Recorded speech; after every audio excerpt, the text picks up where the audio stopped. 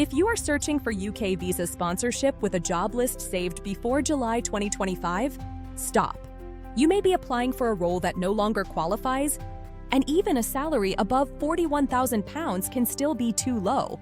The Home Office says more than 100 occupations lost standard access to the skilled worker route after the skill threshold changed on July 22, 2025. But gone does not mean every one of those jobs disappeared forever.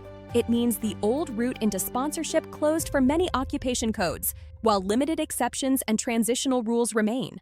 To know whether an offer can work in 2026, it must pass 3 gates. Miss any one of them, and the job title means almost nothing. Gate 1 is the occupation code.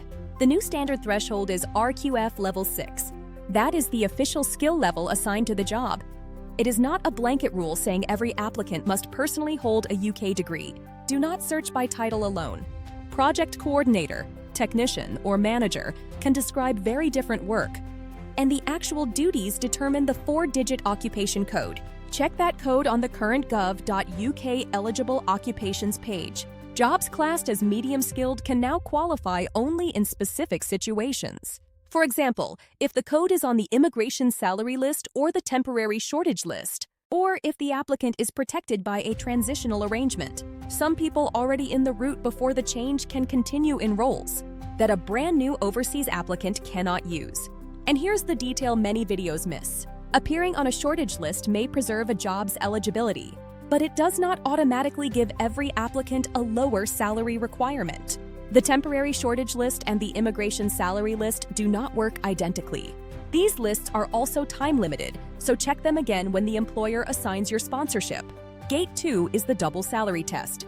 For a standard skilled worker application, the usual requirement is at least £41,700 per year, or the official going rate for that occupation code, whichever is higher. Imagine an employer offers £42,000. That sounds safely above the headline threshold. But if the going rate for the occupation is $45,000, the offer still fails the usual rule. Lower thresholds do exist, but they are defined exceptions, not a negotiation trick.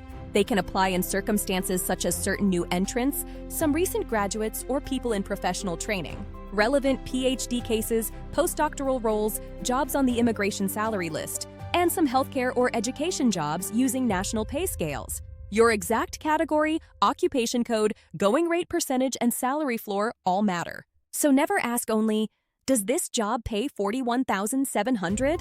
Ask, what is my occupation code? Which salary option am I using?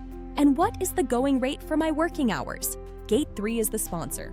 The employer must hold the correct sponsor license and assign a real electronic certificate of sponsorship. Search the current register of licensed sponsors on gov.uk. A company website saying visa support available is not proof, and a recruiter should not be selling you a certificate of sponsorship.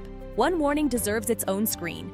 From July 22, 2025, the route closed to new overseas applications for care workers and senior care workers. A limited in-country transition continues for qualifying workers until 2028. But that is not permission for a new applicant abroad to buy a care job sponsorship package. If someone overseas promises one, verify the occupation code and rule before paying anything.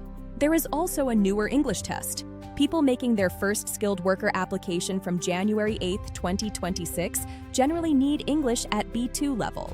If you already held the visa before that date and are extending or updating it, the gov.uk page says B1 applies. Before you spend money, demand 4 answers in writing.